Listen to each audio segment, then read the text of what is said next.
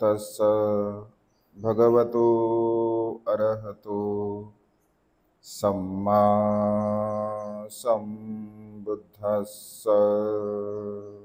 विश्ववंदनीय विश्वशांतीदूत प्रज्ञाशील समाधीचे उद्गाता महान करुणावान करुणेचा सागर तथागत सम्यक संबुद्ध तथागतांचा पावन पवित्र सद्धम्म, त्या सद्धम्माचा सातत्याने प्रचार आणि प्रसार करणारा सदा पूजनीय भिक्खू संघ, बुद्ध धम्म आणि संघ या महान तीन रत्नाची आम्हा सर्वांना माहिती करून देणारे आम्हा सर्वांचे आधारस्तंभ, भारतीय घटनेचे शिल्पकार बोधिसत्व गुणपेतांग डॉक्टर बाबासाहेब आंबेडकर यांच्या धम्मक्रांतीमध्ये शेवटच्या श्वासापर्यंत समर्पित राहतो।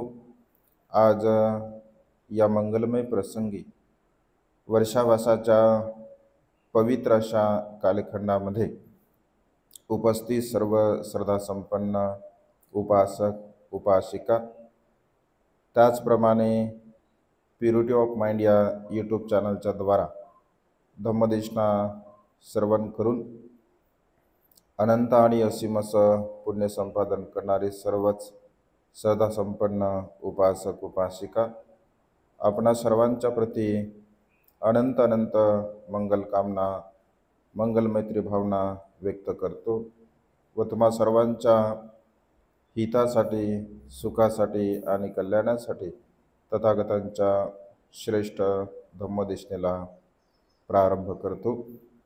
आपण सर्वांनी शांत चित्ताने एकाग्र चित्ताने तीन रत्नांच्या प्रती श्रद्धाभाव उत्पन्न करून तथागतांच्या धम्मदेशनेला श्रवण करावे, ग्रहण करावे। आज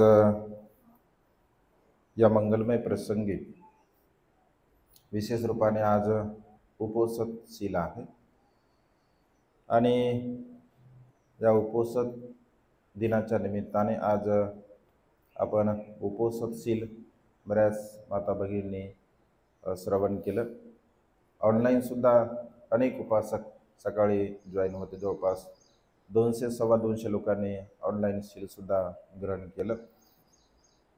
शील ग्रहण करून या वर्षावासाच्या पवित्र अशा कालखंडामध्ये धम्म आचरण करून आपल्या जीवनामध्ये सुख समाधान आयुष्यवर्ण आणि बल प्राप्त करण्यासाठी सातत्याने धम्म आचरण आपण करत असतो। भगवंताने वेगवेगळ्या प्रसंगाला अनुसरून वेगवेगळ्या ठिकाणी उपदेश दिलेले आहे। बौद्ध साहित्यांचं आपण जेव्हा वाचन करतो, चिंतन मनन करतो, तर विशेष रूपाने भिक्षूंना उद्देशून भगवंताने उपदेश दिले। त्याचं कारण असं होतं की भगवंताच्या समोर हे भिक्षू असायचे, असंख्य भिक्षू असायचे आणि उपदेश करताना बहुतांश वेळा भगवंत असे म्हणतात की भिक्षूंनो, अशा प्रकारचा उल्लेख आपल्याला बौद्ध साहित्यामध्ये पाहायला मिळतो। कधी कधी काही मोजके असे उपदेश आहेत, बहुतांश उपदेश भगवंताने भिक्षूंना उद्देशूनच दिले। काही मोजके असे उपदेश आहे की भगवंताने उपासकांना उद्देशून दिलेले आहे। काही मोजके उपदेश असे आहे की भगवंताने उपासिकेंना स्पेशली म्हणजे दिलेले आहे। जसं उपासकांसाठी जर आपण विचार केला तर महामंगल सूक्त उपासकांसाठी भगवंताने दिलं, वसल सूक्त भगवंताने उपासकांसाठी दिलं, आल्बकेक्षाला उद्देशून भगवंताने उपासकाने कशा प्रकारचं जीवन जगावं, पराभव सूक्त विशेष रूपाने पुरुषांसाठी भगवंताने दिलं, शिगालवाद सूक्त उपासकांना उद्देशून दिलं। तर काही मोजके असे उपदेश आहेत की उपासिकांना सुद्धा उद्देशून भगवंताने दिले। आज आपण जास्त स्वरूपामध्ये उपासिका आहात, त्यामुळे उपासिकेंना उद्देशून जो भगवंताने उपदेश दिलेला आहे, तर त्या उपदेशाचं आज या मंगलमय प्रसंगी आपण विश्लेषण करणार आहोत। भगवंत असे म्हणतात की मानवी जीवन जगत असताना मनुष्याने संसारामध्ये काही गोष्टी, काही नियम, काही तत्व पाळले पाहिजे. आणि त्यालाच उद्देशून एकदा भगवंत अनाथ पिंडकाकडे जात असतात. अनाथाचे नाथ अनाथ पिंडक. तर तुम्ही कधी म्हणजे ऐकलं सुद्धा असेल आपल्या चॅनलवरला, जर तुम्ही फॉलो करत असाल तर. कारण अनेक वेळा जिथे जिथे माता भगिनी जास्त असतात तिथे ते हा उपदेश म्हणजे दिला गेलेला आहे. तर अनाथ पिंडक जेव्हा म्हणजे एखादा धार्मिक व्यक्ती असेल, कुटुंबामधील धार्मिक व्यक्ती असेल, तर सर्वच लोक धार्मिक असतील असं नाही आहे. पती जर धार्मिक असेल तर कधी कधी पत्नी धार्मिक नसते, कधी पत्नी धार्मिक असते तर कधी कधी पती धार्मिक नसतो, कधी कधी पती पत्नी दोघंही धार्मिक असतात तर मुलं धार्मिक नसतात, कधी कधी मुलं धार्मिक असतात, माता पिता धार्मिक असतात, परंतु घरामध्ये येणाऱ्या ज्या काही सुना असतात त्या धार्मिक नसतात. म्हणजे कोणी ना कोणी अशा प्रकारे अधार्मिकतेने जीवन जगणार असतं. आणि अनाथ पिंडकाचा जो मुलगा असतो, ज्याचं नाव काल असते, तर सुरुवातीला काल सुद्धा फार विशेष काही असा धार्मिक नसतो. भगवंत अनेक वेळा त्याच्या घरी जातात, परंतु मुलगा काही विशेष असा धार्मिक नसतो. परंतु अनाथ पिंडकाला असं वाटतं की आपला मुलगा सुद्धा धार्मिक झाला पाहिजे, आणि धनाचं प्रलोभन देऊन त्याला विहारामध्ये पाठवलं जातं आणि हळूहळू तो धार्मिक होत असतो. त्याचा जेव्हा विवाह होत असतो तर त्याचा विवाह अत्यंत उच्च कुळातील एका स्त्रीसोबत होत असतो. म्हणजे माता, असं साहित्यामध्ये असा उल्लेख आहे की माता विशाखाची म्हणजे ती बहीण असते असं म्हटलंय, सुजाता तिचं नाव असते, तर तिच्यासोबत तो विवाह तिचा होत असतो. जेव्हा भगवंत एका प्रसंगी अनाथ पिंडकाकडे जातात तर घरामध्ये खूप वाद होत असतो, खूप विवाद होत असतो, भांडण होतात, तंटे होत असतात. आणि भांडण झाल्यानंतर, तंटे झाल्यानंतर अनाथ पिंडक भगवंताकडे येतो आणि भगवंत अनाथ पिंडकाला म्हणतात की अनाथ पिंडक, हे तुझ्या घरामध्ये काय चालला? ज्याप्रमाणे एखाद्या नदीवरती अनेक प्रकारचे माशा पकडणारे कोळी असावे आणि ते कोळी त्या माशांसाठी आपापसामध्ये भांडण करावे, अशा प्रकारे तुझ्या घरामध्ये फार गोंगाट चाललेला आहे, फार वाद चाललेला आहे, भांडण चाललेलं आहे. नेमकं काय भानगड आहे? कशाचा हा वाद आहे? तर अनाथ पिंडक म्हणतो की भगवान, काय सांगावं भगवान, सध्या आमच्या घरातील वातावरण अत्यंत दुःखद आहे, आमच्या घरातील वातावरण अत्यंत दुःखपूर्ण आहे. भगवान, नव्याने जी आम्ही सून करून आणलेली आहे, जी सुजाता आहे, तर भगवान ती कुणाचाही सन्मान करत नाही. ती भगवान माझा सन्मान करत नाही, माझ्या पत्नीचा सन्मान करत नाही. एवढंच नव्हे भगवान, तर ती आपल्या पतीचा सुद्धा सन्मान करत नाही. भगवान ती अत्यंत धनवान कुळातील आहे आणि धनवान कुळातील असल्या कारणाने ती कुणाचं ऐकत सुद्धा नाही. म्हणजे नौकर चाकरांचं सुद्धा ऐकत नाही, आमचं सुद्धा ऐकत नाही. म्हणजे अगदी तिला जशा प्रकारचं वागावं वाटतं अगदी तशा प्रकारचं ती वागत आहे. अशा प्रकारे अनाथ पिंडक सांगतो भगवंताला. बघा, भगवंताचा सेवक अनाथ पिंडक, ज्यांच्याकडे रोज 2000 भिक्षूंचं भोजन बनवलं जात असे. माता विशाखाकडे 2000 भिक्षू असे आसनं टाकलेले असायचे. म्हणजे 2000 भिक्षू माता विशाखाकडे पूर्वाराम विहारामध्ये रोज जात असत. आणि अनाथ पिंडकाकडे सुद्धा घरी जेतवन विहारामध्ये राहणारे भिक्षू 2000 भिक्षू रोज भोजनासाठी जात असत. कारण असंख्य भिक्खू असायचे.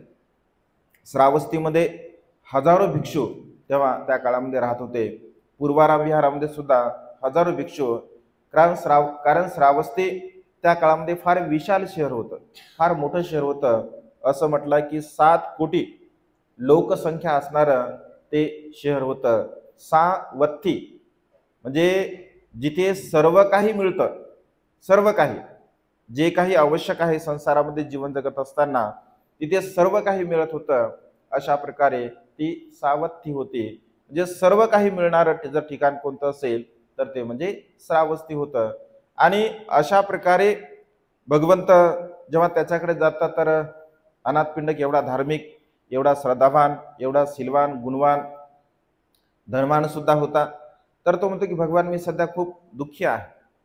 तर सर्व आपल्या सुनेबद्दल ते सांगतात. भगवंत असे म्हणतात की तिला बोलून घेऊन या. बोलून तिला बोलवलं जातं की भगवंत, कारण पूर्वीच्या काळामध्ये कसं तो धर्मान असल्या कारणाने एक विशेष दानशाळा असायच्या, म्हणजे जिथे फक्त भोजनदान दिलं जायचं. मग फक्त भिक्षुनाच भोजन दिलं जायचं असं नाही आहे. म्हणजे त्या काळामध्ये जे काही अन्य धर्माचे, अन्य संप्रदायाचे जे तपस्वी होते किंवा अन्य निग्रंथकार होते, तर त्या सगळ्यांनाच त्यांच्याकडे भोजनदान दिलं जायचं. गोरगरिबांना सुद्धा भोजनदान दिलं जायचं. आणि त्यामुळे दानशाळेमध्ये जेव्हा भगवंत बसलेले असतात तर सुजाता येत असते. आणि सुजाता आल्यानंतर सर्व परिवारासह भगवंत आहे, भगवंताचं विशेष बल आहे. जेव्हा ती भगवंताच्या समोर बसते तर समोर बसून गुडघ्यावरती बसते आणि भगवंताला प्रणाम करत असते. एकदम शालीनतेने, लीनतेने ती प्रणाम करते.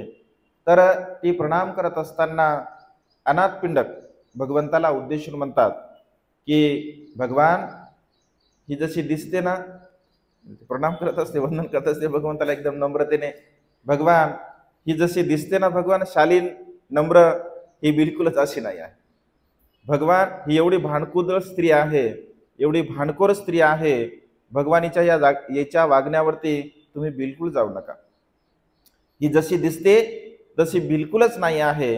अशा प्रकारे भगवंताच्या समोर अनाथपिंडक त्या ठिकाणी भगवंताला सांगत असतो. भगवंत स्मित हास्य करतात आणि सुजाता भगवंताच्या जवळ बसते. जवळ बसल्यानंतर भगवंत सुजाताला विचारतात की सुजाता, तू कोणत्या प्रकारची स्त्री आहे? तू कोणत्या प्रकारची स्त्री आहे? असं म्हटल्यावर तिला काही समजत नाही की नेमकं कोणत्या प्रकारची स्त्री आहे. तर भगवंत असे म्हणतात की सुजाता, या संसारामध्ये 7 प्रकारच्या स्त्रिया असतात. या संसारामध्ये 7 प्रकारच्या स्त्रिया असतात. पहिली स्त्री असते खाटकींप्रमाणे, पहिली स्त्री असते खाटकींप्रमाणे. दुसरी स्त्री असते चोरींप्रमाणे. तिसरी स्त्री असते मालकींप्रमाणे. चौथी स्त्री असते माते समान. 5वी स्त्री असते बहिणी समान.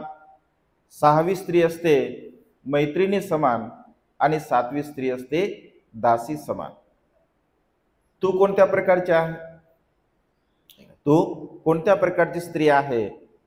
असं म्हटल्यावर तिला काही समजत नाही की नेमकं भगवंत काय बोलतात. पण हुशार असते, ती बुद्धिवान असते. म्हणजे असेच थोडी असते. अनाथपिंडकाच्या घरची सून म्हटल्यानंतर, माता विशाखेच्या परिवारातली राहणारी म्हटल्यानंतर, तर ती म्हणते भगवान, आपल्या संक्षिप्त शब्दाचा अर्थ मला कळाला नाही. जर भगवंताने विस्तारपूर्वक जर मला मार्गदर्शन केलं तर ते माझ्या हिताचं, माझ्या सुखाचं आणि माझ्या कल्याणाचं होईल. आणि भगवंत त्या ठिकाणी विस्तार करतात की ह्या सर्व प्रकारच्या स्त्रियांचं भगवंत विश्लेषण करतात. भगवंत असे म्हणतात की खाटकींप्रमाणे स्त्री, खाटकींप्रमाणे, खाटकाचं काय काम असते? खाटकाचा स्वभाव कसा असतो? निर्दयी स्वभाव असतो. निर्दयी स्वभाव असतो. प्राण्याला मारणे, प्राण्यांची हत्या करणे, कुठल्याही प्रकारे त्याच्या चित्तामध्ये दयामया बिलकुल नसते. मारणे, हत्या करणे हा त्याचा मूळ स्वभाव असतो. भगवंत असे म्हणतात की अगदी काही काही, म्हणजे स्त्रिया आहेत म्हणजे फक्त स्त्रियांनाच असं असतं असं नाही आहे, पुरुषांमध्ये सुद्धा हे गुण असतात.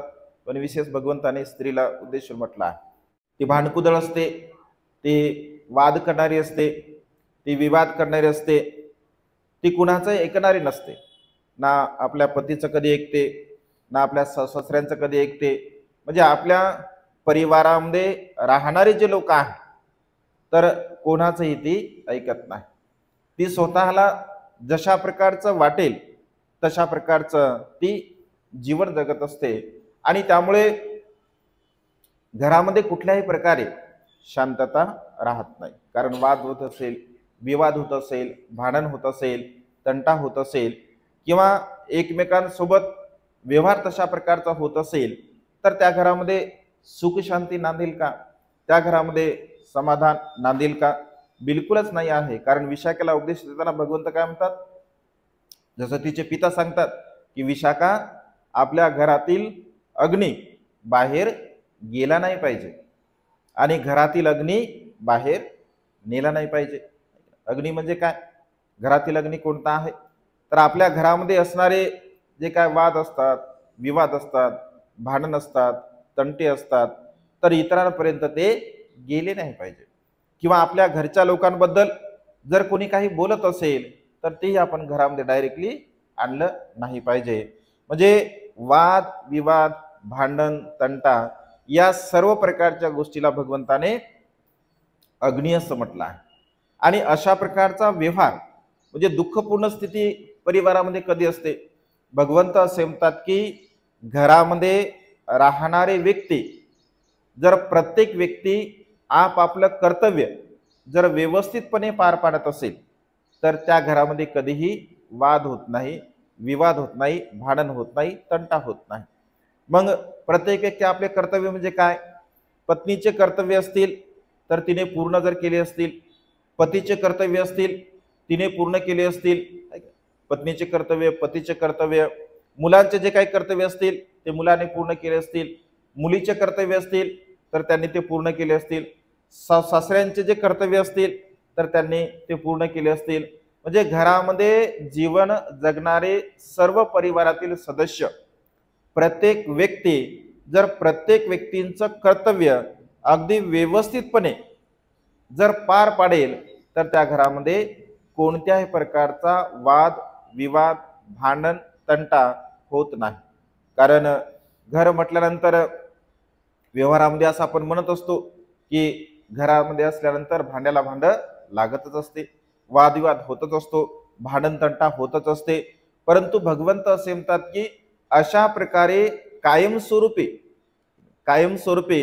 तो तशा प्रकारचा वाद विवाद, भांडण तंटा जर असेल तर त्या घरामध्ये कधीही सुख शांती लाभत नाही. आता कार्यक्रमावरून येत असताना एका भगिनीचा फोन आला, म्हणजे पुण्यावरून, आणि त्या सांगत होत्या की मी खूप काही केलं माझ्या परिवारासाठी, माझ्या भावासाठी केलं, माझ्या आईवडिलांसाठी केलं, सर्वांसाठी केलं, आणि आज म्हणजे माझ्यासोबत ते कुठल्याही प्रकारचा व्यवहार करत नाहीत. म्हणजे आई वडील मला चांगलं बोलत नाहीत, माझे बहीण भाऊ मला चांगल्या प्रकारचं बोलत नाहीत, आणि अक्षरशः त्या फोनवरती रडत होत्या. मी थोडा वेळ त्यांना म्हणजे समजून सांगितलं की ठीक आहे, आज नाही तर उद्या ते चांगल्या प्रकारचं होईल.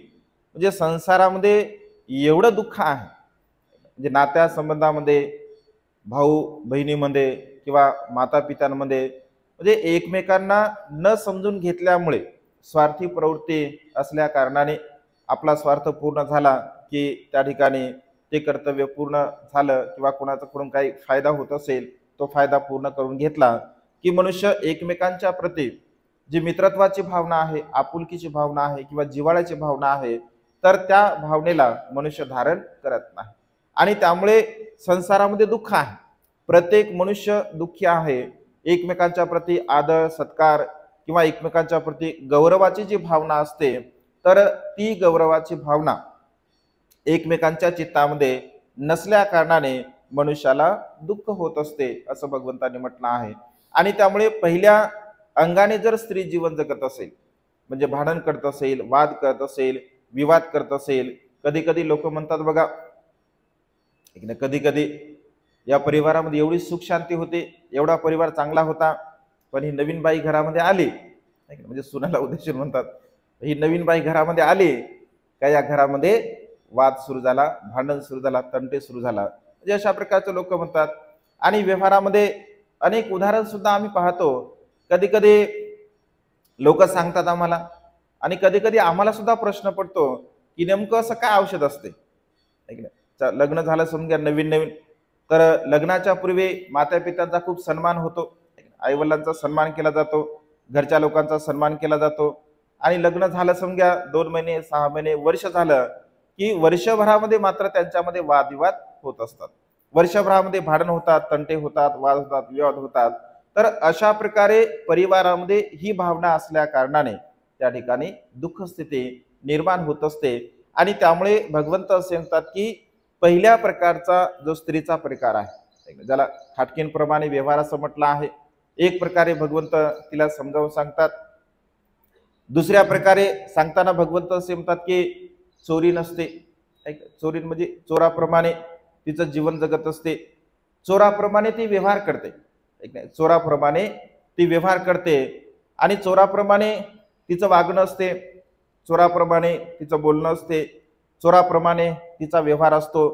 म्हणजे ज्याप्रमाणे एखादा चोर धनाची चोरी करत असताना अगदी गुप्ततेने म्हणजे चोरी करत असतो, कारण त्याचा तो स्वभाव असतो गुप्ततेने चोरी करणे, तर याही स्त्रीचा तशा प्रकारचा स्वभाव असतो.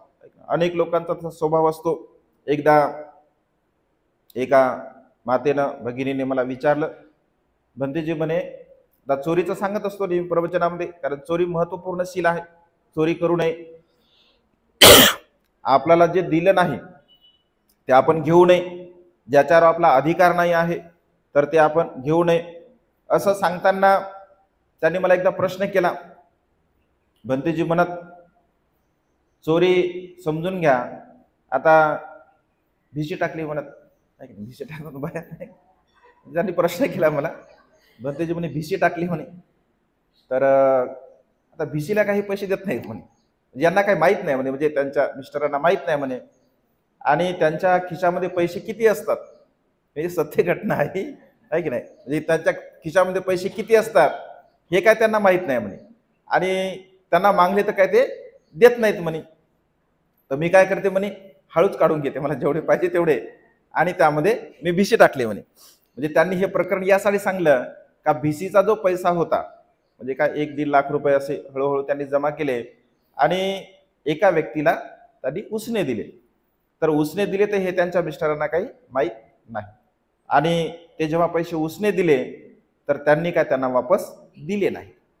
आता ज्या अर्थी समजून घ्या, त्यांनी थोडे थोडे थोडे थोडे जमा केले, जे चोरून का होईना, पण मग शेवटी मनुष्याला दुःख होते. मग त्यांनी सांगितलं असं असं.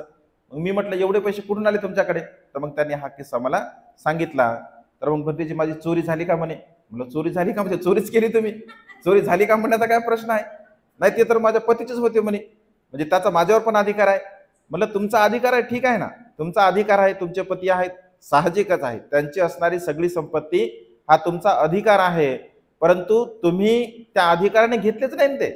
तुम्ही जर त्यांना विचारून घेतले असते तर तो तुमचा झाला असता, किंवा तुम्हाला तुमचं कर्म चांगलं झालं असतं, परंतु तुम्ही मात्र तुमचाच पैसा चोरून सुद्धा घेतलेला आहे. म्हणजे अशा प्रकारचं ती व्यवहार करत असते. अनेक लोक अशा प्रकारचा व्यवहार करतात, म्हणजे आपली संपत्ती कधी कधी लोक म्हणजे सांगतात लोक कधी कधी, भंतेजी काही काही स्त्रियांचा स्वभाव असा असतो, पैसे चोरतात, माहेरी जातात, आणि माहेरी जाऊन मस्त दागिना करून घेऊन येतात, आणि दाखवतात, पैसे इकडूनच घेऊन जातात, आणि असं म्हणतात की दागिना आमच्या आईनं दिला, आमच्या भावाने दिला, आहे की नाही. म्हणजे असं व्यवहारामध्ये सत्य घटना घडतात, लोक सांगतात. तर काही नाही भंतेजी, स्वभाव असा आहे, म्हणजे चोराप्रमाणे जीवन जगतात. तर भगवंत असे म्हणतात, जसं विवाहामध्ये म्हटलं जातं बघा, की प्रतिज्ञा घेतली जाते की मी माझ्या पतीचा, जी पतीची जी काही धनसंपदा आहे त्या धनसंपदेचं योग्य प्रकारचं मी रक्षण करेल. प्रतिज्ञा दिल्या जातात ना विवाहामध्ये, की पतीची असणारी जी काही धनसंपदा आहे त्या धनसंपदेचा योग्य प्रकारे मी सांभाळ करेल, त्या धनसंपत्तीचं रक्षण करेल. आणि असा जर व्यवहार असेल, ऐक ना, असा जर व्यवहार असेल तर त्यामुळे मनुष्याच्या जीवनामध्ये दुःख होत असते. कारण पती पत्नींमध्ये विश्वासाचं जे नातं आहे, भगवंत असे म्हणतात विश्वासा परमा याती, विश्वासासारखं नातं या संसारामध्ये दुसरं कोणतंही नाही आहे. म्हणजे बहीण भावाचं नातं, पती पत्नीचं नातं किंवा आईवडिलांचं नातं, मित्रांचं नातं, हे सर्व नाते जर टिकत असतील कशावर टिकतात? केवळ विश्वासावरती. आणि जुने लोक म्हणायचे बघा की विश्वास संपादन करण्यासाठी संपूर्ण आयुष्य जाते, परंतु एकदा जर समजा विश्वास एखाद्या व्यक्तीचा जर गमावला तर पुन्हा मात्र विश्वास संपादन होत नाही. मग तो मनुष्य कितीही चांगला वागण्याचा प्रयत्न केला, तो कितीही म्हणजे चांगलं जीवन जगण्याचा प्रयत्न केला त्याने, तरी सुद्धा मात्र एकदा जर मनुष्यांचा विश्वास त्या व्यक्तीवरून जर उठला तर पुन्हा मात्र त्याच्यावरती विश्वास कोणीही ठेवत नाही. आणि त्यामुळे विश्वासाचं नातं या संसारामध्ये सर्वश्रेष्ठ आहे असं भगवंतांनी म्हटलं आहे. आणि पती पत्नींचं हे जे विश्वासाचं नातं आहे, तर विश्वासाचं नातं जर मजबूत असेल, विश्वासाचं नातं जर परिपक्व असेल, तर त्या परिवारामध्ये कधी वाद होत नाही, कधी विवाद होत नाही, कधी भांडण होत नाही, कधी तंटा होत नाही. एकदा असंच भगवंताच्या संदर्भामध्ये म्हणजे बोधिसत्वाच्या संदर्भामध्ये, बोधिसत्वाला अनेक लोक असं म्हणतात की तुम्ही इकडे ध्यान साधना करता, तुम्ही ध्यान म्हणून चिंतन करत आहात, दुःखमुक्तीच्या मार्गाकडे जातात. मार असा शब्द प्रयोग केला आहे की मार भगवंताला येतो आणि म्हणतो की अरे सिद्धार्थ, तू काय इथे बसला आहे? तुझे पिता मृत्यूला प्राप्त झाले, तुला माहीत सुद्धा नाही की तुझे पिता मृत्यूला प्राप्त झाले आणि तू इथे ध्यान साधना करत आहे. तेव्हा बोधिसत्व म्हणतो की असं होऊ शकत नाही, असं होऊ शकत नाही. माझे पिता जोपर्यंत मला भेटत नाही किंवा जोपर्यंत मला जे सम्यक समृद्धीचा लाभ होणार आहे, तो उपदेश मी जोपर्यंत माझ्या पित्याला देत नाही, तोपर्यंत माझे पिता मृत्यूला प्राप्त होऊ शकत नाही. दुसऱ्या बाजूने असंही म्हटलं जातं, असं म्हणतात की जेव्हा राजा सिद्धोधन यांना मार सांगतात, राजा तुझा पुत्र ज्यांना तू अत्यंत चांगल्या प्रकारे सांभाळलं, तो तुझा पुत्र ध्यान साधना करता करता मृत्यूला प्राप्त झालेला आहे, हे तुला माहीत सुद्धा नाही. तेव्हा राजा सिद्धोधन सुद्धा म्हणतात की असं होऊ शकत नाही. जोपर्यंत माझा पुत्र मला उपदेश करत नाही, मला दुःखमुक्तीचा मार्ग देत नाही, तोपर्यंत माझा पुत्र मृत्यूला प्राप्त सुद्धा होत नाही. म्हणजे पित्याला सुद्धा आपल्या पुत्राप्रती एवढा विश्वास असतो की तो मला भेटल्याशिवाय मृत्यूला प्राप्त होत नाही, आणि पुत्राला सुद्धा असा विश्वास असतो की माझ्या पित्याला भेटल्याशिवाय मी सुद्धा मृत्यूला प्राप्त होत नाही. म्हणजे पिताचा आणि पुत्रांचा एकमेकावरती असणारा हा विश्वास असतो. कधी कधी बघा व्यवहारामध्ये कोणी जर आपल्या पत्नीबद्दल काही वाईट बोलत असेल किंवा अकुशल बोलत असेल, तर पती विश्वासपूर्वक सांगतो की असं कधीही होणार नाही, सर्व काही होईल, परंतु माझी पत्नी अत्यंत चांगली आहे, शीलवान आहे, गुणवान आहे, सदाचारी आहे, बिलकुल तिच्याबद्दल तुम्ही जे बोलता ते 100% चुकीचं आहे. किंवा पतीबद्दल जर कोणी सांगत असेल पत्नीला, तर पत्नी सुद्धा विश्वासपूर्वक असं सांगू शकते की तुम्ही जे सांगत आहात ते अगदी खोटं आहे. माझे पती अत्यंत शीलवान आहेत, गुणवान आहेत, सदाचारी आहेत, ते असं कधीही वागू शकत नाहीत. म्हणजे एकमेकांच्या प्रती विश्वासाची भावना जर मजबूत असेल, ऐक ना, परिपक्व असेल, तर आपल्या एकमेकांच्या प्रती कोणी कधी काहीही जरी बोललं तर कोणाला काहीही फरक पडत नाही. आणि त्यामुळे विश्वासाचं नातं हे अत्यंत महत्वपूर्ण आहे. ज्या परिवारामध्ये हे विश्वासाचं नातं मजबूत असते, तर त्या परिवारामध्ये कधी दुःख होत नाही किंवा कधीही तिथे वाद होत नाही, भांडण होत नाही, तंटा होत नाही, आणि त्या परिवाराला कधी कोणी फोडू सुद्धा शकत नाही, त्या परिवाराला एकमेकांपासून कधी कोणी दूर सुद्धा करू शकत नाही. आणि त्यामुळे भगवंत तिला समजावून सांगताना असं म्हणतात की हा जो स्वभाव आहे की चोराप्रमाणे जीवन जगण्याचा स्वभाव आहे, तर ती स्त्री अशा प्रकारचं जीवन जगत असते. आणि कधी कधी एक वेळेस सण होऊ शकते, 2 वेळेस सण होऊ शकते, 3 वेळेस सण होऊ शकते, शेवटी मात्र जर समजून घ्या माहिती पडली, आणि माहिती पडल्यानंतर मात्र दुःख पूर्ण स्थितीला प्राप्त व्हावं लागतं. परिणामतः ते सुद्धा दुःखकारक आहे. आणि त्यामुळे दुसऱ्या प्रकारची स्त्री ही चोराप्रमाणे असते, चोरी करत असते, आपल्याच घरामध्ये आपल्याच धनाची ती चोरी करते. तिसऱ्या प्रकारची स्त्री मालकीनप्रमाणे असते. तिसऱ्या प्रकारची स्त्री मालकीनप्रमाणे असते. अगदी मालकाप्रमाणे ते जीवन जगते. कोणाचा मालक? मालक तर राहतो बरं आम्ही, मालक तेच तर मालक असतात घरामधले, पण ते मालक वेगळे. ऐक नाही, म्हणजे ज्याप्रमाणे एखादा मालक, ऐक नाही, एखादा स्वामी आपल्या नोकरांसोबत व्यवहार करतो. मालक बघा नोकरांसोबत जर व्यवहार करत असेल तर तो चांगला व्यवहार करतो का? तो व्यवस्थित व्यवहार करतो का? बिलकुल करत नाही. म्हणजे त्याला त्याचा अहंभाव असतो. मालक स्वामित्व, हे स्वामित्व अत्यंत महत्वपूर्ण आहे. आणि ती स्वामी असते, ती मालक असते. ती मालक असल्या कारणाने ती कोणासोबत सुद्धा चांगला व्यवहार करत नाही.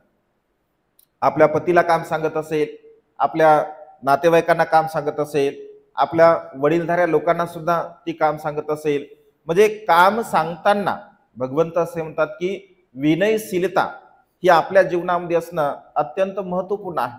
आपण काम कोणाला सांगतो हे सुद्धा अत्यंत महत्वपूर्ण आहे. नेमकं काम कोणाला सांगितलं पाहिजे, कारण त्याचे परिणाम सुद्धा फार भयानक असतात. म्हणजे नेमकं कोणाला सांगितलं पाहिजे काम आणि कोणाला सांगितलं नाही पाहिजे हे सुद्धा मनुष्याला कळायला पाहिजे. नाहीतर कधी कधी होते असं, म्हणते घ्या बरं जरा ती वस्तू पटकन लगेच, म्हणजे आपण विचारच करत नाही. अरे सांगताय कोणाला तुम्ही काम? म्हणजे तुम्ही जे तुम्हाला दुःखमुक्तीचा मार्ग सांगतात, ज्यांना तुम्ही आदर्श मानता, त्यांना म्हणते घ्या बरं जरा ती वस्तू. म्हणजे नेमकं काय कधी करा. कधी कधी वडीलधारे व्यक्ती असतात आपल्या परिवारामध्ये, याचे कर्म खूप भयानक असतात. खुजुत्तरा दासीचं उदाहरण आहे बघा, आपल्या चॅनलवरती मी सांगितलं आहे की खुजुत्तरा दासी अशी का झाली, तिच्या कर्मामुळे तशा प्रकारे तिला ते भोगावं लागलं. म्हणजे आपण आपल्यापेक्षा कधी कधी आपण व्यवहारामध्ये संसारामध्ये म्हणतो बघा, अरे त्यांना काम सांगतो का, तू समजते का, तुला तुझ्यापेक्षा ते मोठे आहेत, तुझ्यापेक्षा ते मोठे आहेत, सिनियर आहेत, वडीलधारी आहेत, आणि वडीलधाऱ्या माणसाला काम सांगतो, तुला समजते का? हे ज्ञान तुला असलं पाहिजे की नेमकं काम कोणाला सांगावं. म्हणजे व्यवहारामध्ये सन्मानाची जी भावना आहे, आदरांची जी भावना आहे, तर ती आदराची भावना, सन्मानाची भावना त्याच्या प्रती आपल्या मनामध्ये असली पाहिजे. नेमकं आपण कोणाला काय सांगावं. कधी कधी मुलं आपल्या वडिलांना काम सांगतात, ऐक ना, मुलगी आपल्या आईला काम सांगते, आई घे बरं म्हणते ही वस्तू. म्हणजे काम सांगण्याची त्यांची हे असते का? बिलकुल नाही आहे. वडीलधाऱ्या लोकांना आपण तशा प्रकारचं काम सांगितलं नाही पाहिजे. म्हणजे मालकी जो स्वभाव आहे, मालकी जो स्वभाव आहे, तर ती मालकाप्रमाणे व्यवहार करते. आपल्या पतीसोबत सुद्धा ती मालकाप्रमाणेच व्यवहार करते. आपल्या सासऱ्यांसोबत सुद्धा ती मालकाप्रमाणेच व्यवहार करते. आपल्या घरामध्ये असणाऱ्या वडीलधाऱ्या लोकांसोबत सुद्धा ती मालकाप्रमाणे व्यवहार करते. परंतु तिला जर कोणी सांगितलं, तर ती मात्र बिलकुल ऐकत नाही. ती म्हणते मला सांगता का तुम्ही, मला सांगता तुम्ही, बिलकुल ऐकणार नाही मी. म्हणजे बिलकुल ती ऐकतच नाही आहे. म्हणजे ज्याप्रमाणे एखादा स्वामी स्वतः कधीही काम करत नाही, अगदी तशा प्रकारे मालकाप्रमाणे ती संसारामध्ये जीवन जगत असते. हा तिसरा प्रकार आहे. आणि असं जर ती सांगत असेल तर साहजिकच आहे, त्या परिवारामध्ये सुख लागू शकते का? किंवा तो परिवार सुखाने, समृद्धीने, आनंदाने जीवन जगू शकतो का?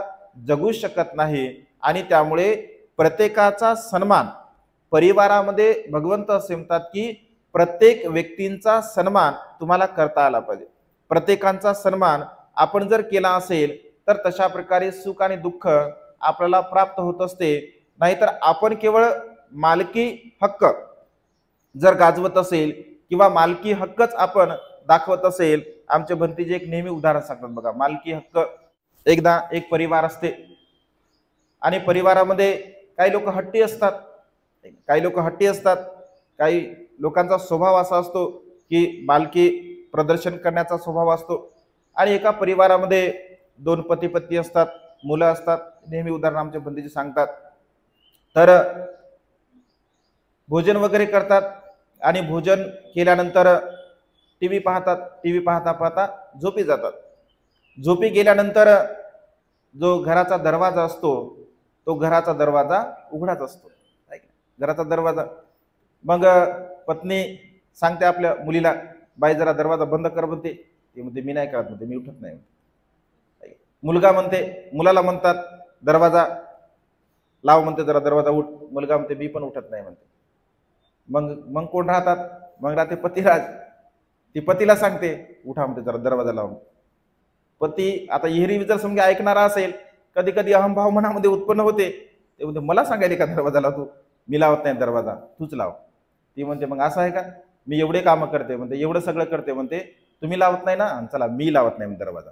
राहू द्या म्हणते. कोणी दरवाजा लावत नाही. मुलगी लावत नाही, मुलगा लावत नाही, पती लावत नाही, पत्नी लावत नाही, दोघंही झोपतात असेच. मग त्यांच्यामध्ये करार ठरते.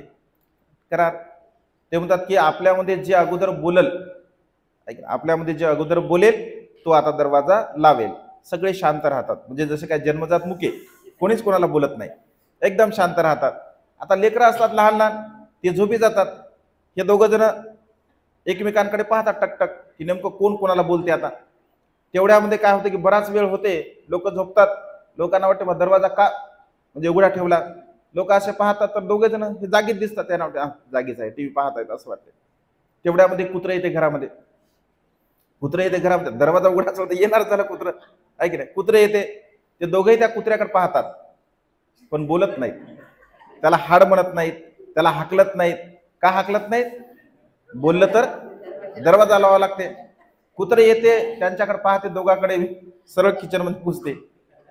त्याला मोकळं दिसते, किचन मध्ये घुसते, जे काय त्याला खायचं ते खाते, पुन्हा त्यांच्याकडे पाहते आणि निघून जाते. हे काय त्याला हाड म्हणत नाहीत, काय नाही, कारण बोललं तर दरवाजा लावा लागते. पुन्हा बराच वेळ होते, रात्र होते. आता रात्रीचे काम, रात्री लोकांचे काम असतात.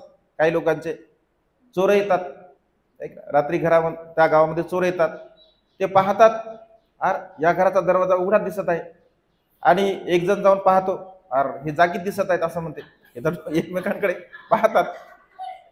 पुन्हा ते असं विचार करतात की अरे असं होऊ शकते. व्यवहारामध्ये असे लोक असतात, काही काही लोकांना डोळे उघडे करून झोपायची सवय असते, ऐक ना, डोळे उघडे करून. मग ते चर्चा करतात अरे हे सारखेच दिसत आहेत असे, म्हणजे दोघेही जण. याचा अर्थ असा होऊ शकते की झोपलेले आहेत पण यांचे डोळे उघडेच आहेत, कारण काही लोकांना डोळे उघडे करून झोपायची सवय असते. चोर येतो, मस्त चोरी करतो, त्यांच्याकडे पाहतो आणि निघून जातो. एवढी प्रक्रिया होताना मात्र एक म्हातारे बाबा उठतात रात्रीला आणि घरामध्ये काहीतरी हालचाल दिसते. तर ते पाहतात अरे यांच्या घरामध्ये चोर चोरी करत आहे. तर तो त्यांना इशारे करतो, हे त्यांना इशारे करतात दोघे जण की तुम्ही येऊ नका, तुम्ही येऊ नका, अशा प्रकारे इशारे करतात. चोर निघून जातो. मग तो बाबा असतो, त्याला असं वाटतं की बा कदाचित चोर दुसरी असतील म्हणून ते बोलत नाही. पुन्हा पोलीस स्टेशनला जाते. पोलिसांना लगे घेऊन येतात. पोलीस येतात आणि विचारतात सांगा काय चोरी झाली. हे बोलतच नाही, बोलायचं दरवाजा लागते, बोलतच नाही. पुन्हा पुन्हा पोलीस विचारते, पुन्हा पुन्हा पुन्हा पुन्हा विचारतात. आता पोलीस लोक असतात, एकदा प्रेमाने दोनदा प्रेमाने. ते म्हणतात की असं आहे का बेटा, चांगले चांगले अद्दल चोर मी म्हणजे वठणीवर आले तर तुझी काय कथा आहे, असं म्हणतात की मारतात. तो मार खातो पण बोलत नाही. पहिला खातो, दुसरा खातो, तिसरा खातो, काहीच बोलत नाही. पत्नीलाच काळजी पडते किंवा पती मार खात आहे. ती म्हणते अहो अहो म्हणते, अहो म्हणल्याबरोबर म्हणते हा चल लाव दरवाजा. याला म्हणतात म्हणते पठ्ठ्या. म्हणजे असे पठ्ठे असतात समाजात.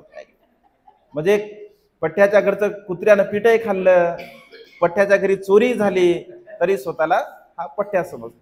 म्हणजे व्यवहारामध्ये जीवन जगत असताना कधी कधी वादविवाद, भांडण, तट्टा ह्या ज्या गोष्टी होतात, म्हणजे छोट्या छोट्या गोष्टी असतात, छोट्या छोट्या गोष्टी व्यवहारामध्ये असतात, परंतु त्यामुळे मात्र आपली खूप हानी होत असते. आणि त्यामुळे स्वामित्व म्हणजे कधी कुणावरती करावं हे सुद्धा आपल्याला कळायला पाहिजे. बघा आमच्या औरंगाबादमध्ये पती पीडित एक संस्था आहे, पत्नी पीडित संस्था. इकडे आहे का जळगावमध्ये? जळगावमध्ये माहित नाही, औरंगाबादमध्ये आहे पत्नी पीडित संस्था. म्हणजे पत्नीला कंटाळून, म्हणजे पत्नीने त्रास देऊन देऊन ते लोक एका ठिकाणी राहतात. पती लोक किंवा पत्नीने त्रास दिला मग त्यांची कोर्टामध्ये केस जाते आणि सर्व पुरुष मंडळी त्या ठिकाणी म्हणजे राहतात. असं नाही आहे की पतीच पत्नीला त्रास देतो, असं बिलकुलच नाही आहे. म्हणजे भगिनी काही कमी नाही आहे की नाही, म्हणजे त्याही 100 बडकर एक आहे. कधी कधी असं होते की पत्नीकडून सुद्धा, पूर्वीच्या काळामध्ये पितृसंस्थाक संस्था होते, आहे की नाही, पितृसंस्थाक.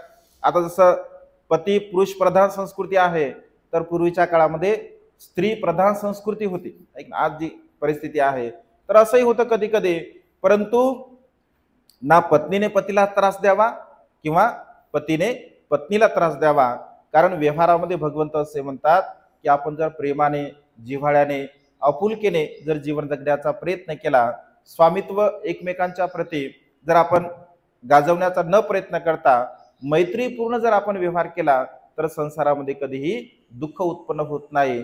आणि त्यानंतर मालकिनीप्रमाणे तिसरी स्त्री सांगतात, चौथी स्त्री सांगताना सांगतात की आईप्रमाणे असते. आईप्रमाणे, आई ज्याप्रमाणे आपल्या मुलाचं संगोपन करते, त्याचं लालन पालन करते, अगदी भगवंत असे म्हणतात की पत्नी सुद्धा ती आईची भूमिका निभावत असते. आपल्या पतीला काय हवं आहे, काय नाही आहे, त्यांच्या सुखदुःखामध्ये अगदी एक माता ज्याप्रमाणे आपल्या मुलाचा सांभाळ करते, अगदी तशाच प्रकारे पत्नी सुद्धा आपल्या पतीचा सांभाळ करत असते. जसं नकुल माता नकुल पिता असं म्हटलं आहे. नकुल मातेमध्ये हे चारही प्रकारचे गुण होते. आईची भूमिका सुद्धा ती निभावत असे.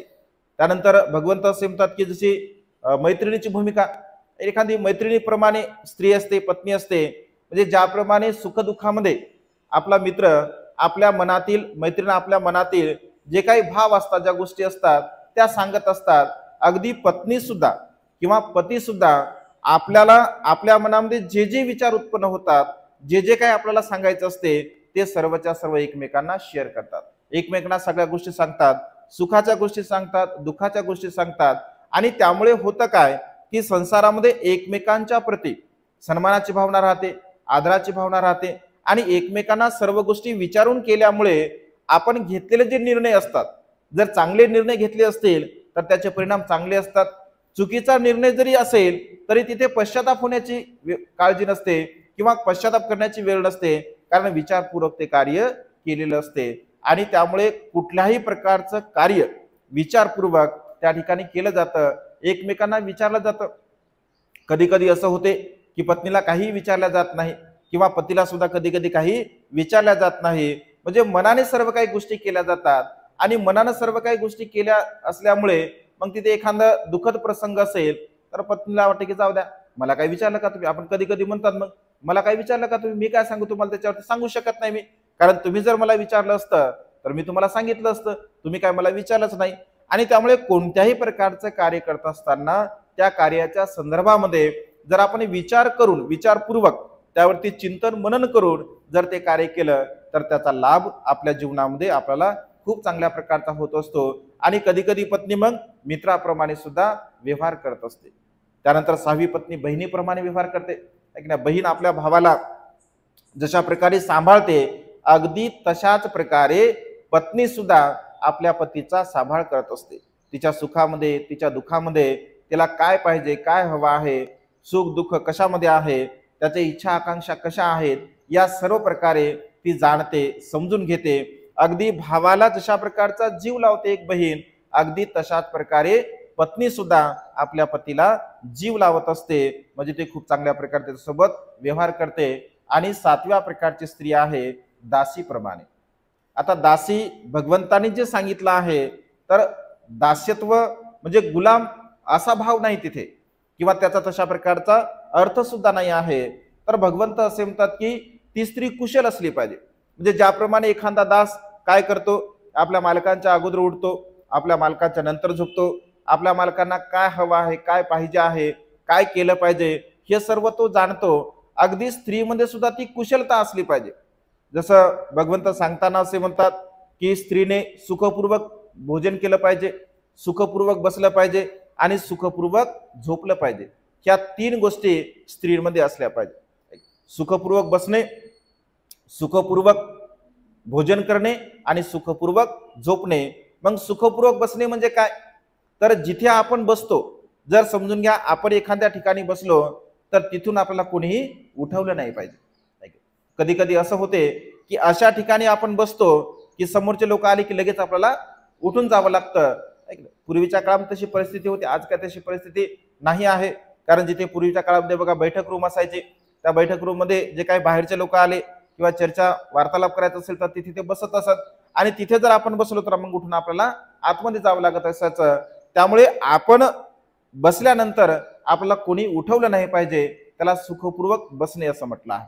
त्यानंतर सुखपूर्वक भोजन करणे म्हणजे त्याच्यामध्ये तो गुण असतो. सुखपूर्वक भोजन करणे म्हणजे काय, तर सर्व लोकांची व्यवस्था झाल्यानंतर आपण भोजन केलं पाहिजे. मग इथे कुठल्याही प्रकारचा गुलामीचा भाव नाही आहे. आता तर सोबतच भोजन केलं जातं त्यामुळे काही विषय नाही आहे. तर ते भोजन करण्यामागचा उद्देश हा आहे की कदाचित जे भोजन आपण बनवलं तर ते भोजन कमी पडू नये. भोजन जर कमी पडलं असेल तर आपण जर भोजन केलं नसेल तर पुन्हा आपण भोजन बनवू शकतो. परंतु भोजन करता करता जर भोजन कमी पडलं किंवा कोणी आपल्याकडे आगंतुक कोणी पाहुणा आला असेल तर अशा अवस्थेमध्ये भोजन कुणालाही कमी पडू नये, जेणेकरून सर्वांचं भोजन व्हावं आणि त्याच्यानंतर आपण भोजन करावं. त्याला सुखपूर्वक भोजन करणे असं म्हटलेलं आहे. त्यानंतर सुखपूर्वक झोपणे, सगळ्यांची व्यवस्था जर आपण झोपण्याची केली असेल आणि सगळ्यांची व्यवस्था केल्यानंतर जेव्हा आपण झोपण्यासाठी जातो म्हणजे आपण झोपण्यासाठी गेल्यानंतर कोणी असं म्हणू नये की ही वस्तू माझ्यासाठी दिली नाही आहे किंवा ही वस्तू मला दिली नाही आहे, म्हणजे सुखपूर्वक झोपणे असं म्हटलं आहे. म्हणजे दासी त्या स्त्रीचे सुद्धा जी दासीप्रमाणे जीवन जगते तर ती स्त्री सुद्धा सर्वांची काळजी करते. आपल्या पतीची काळजी करते, आपल्या सासऱ्यांची काळजी करते, आपल्या घरामध्ये असणारे जे काय आपले अपतिष्ट आहेत, नातेवाईक आहेत, वृद्ध लोक आहे, या सर्वांची खूप चांगल्या प्रकारे काळजी करत असते आणि सगळ्यांची सेवाभाव वृत्तीने ती तशा प्रकारचं जीवन जगत असते. तर भगवंत असे म्हणतात की ती दासीप्रमाणे म्हणजे तिच्यामध्ये चांगल्या प्रकारचे गुण आहे, चांगल्या प्रकारच्या गुणाला अनुसरून ती जीवन जगणार असते. अशा प्रकारे भगवंत ह्या 7 प्रकारच्या स्त्रिया सांगतात आणि विशाखेला सुजातेला म्हणतात की सुजाता तू कोणती आहे, तू खाटकींप्रमाणे आहे की तू चोराप्रमाणे आहे, तू मालकाप्रमाणे आहे, तू आईप्रमाणे आहे, तू बहिणीप्रमाणे आहे, तू मैत्रिणीप्रमाणे आहे की तू दासीप्रमाणे आहे. कोणत्या प्रकारे आहे, तर तुम्ही नाही ती सुजाता, तुम्ही म्हणाल की आम्ही कोणत्या, जे तुम्ही ओळखू शकता कारण हे 7च आहे. 8वा प्रकार याच्यामध्ये बिलकुल नाही आहे. भगवंताने जो उपदेश दिला तर या 7 प्रकारच्या स्त्रियांच्या व्यतिरिक्त ते तुम्ही तुमचं चिंतन करावं जे तुम्हाला जे असेल ते.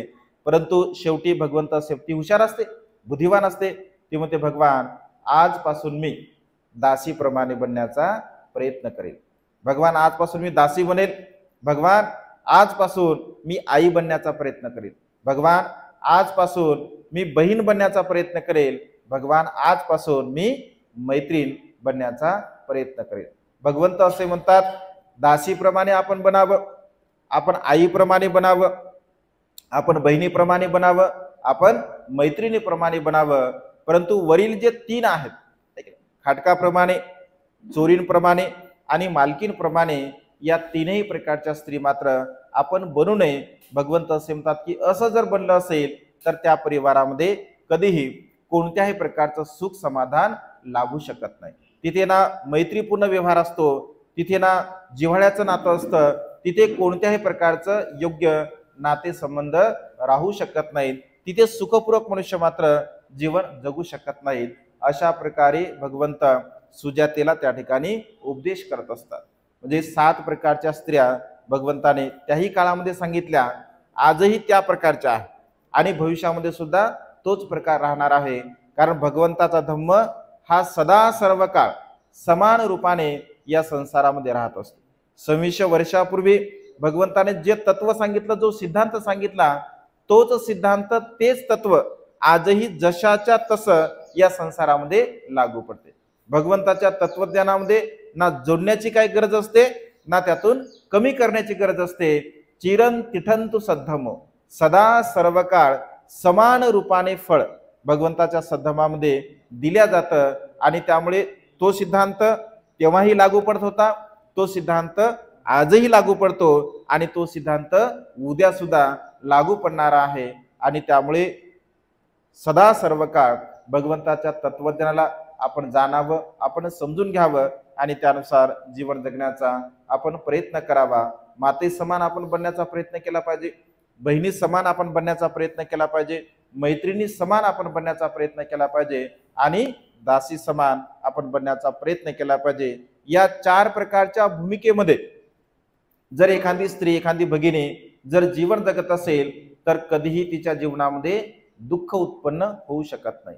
ती सदा सर्व काळ चांगल्या प्रकारे सुख आणि समृद्धीने जीवन जगत असते आणि आपल्या परिवाराला सुद्धा सुखाच्या मार्गाकडे घेऊन जाण्यासाठी तिच्यामध्ये ते बल, ती मैत्री, ती करुणा तिच्यामध्ये उत्पन्न होत असते. आणि त्यामुळे सदा सर्व काळ तथागतांच्या या श्रेष्ठ उपदेशाला आपण जाणावे, आपण समजून घ्यावे आणि त्यानुसार जीवन जगण्याचा आपण प्रयत्न करावा. आजच्या या मंगलमय प्रसंगी अधिक न बोलता ही एवढीच दंबदेशना देऊन ही देशना संपन्न करतो. सर्वांचं मंगल हो, सर्वांचं कल्याण हो, सर्वांना दीर्घायुष्य लाभो. बुद्धं नमामि, धम्मं नमामि, संघं नमामि.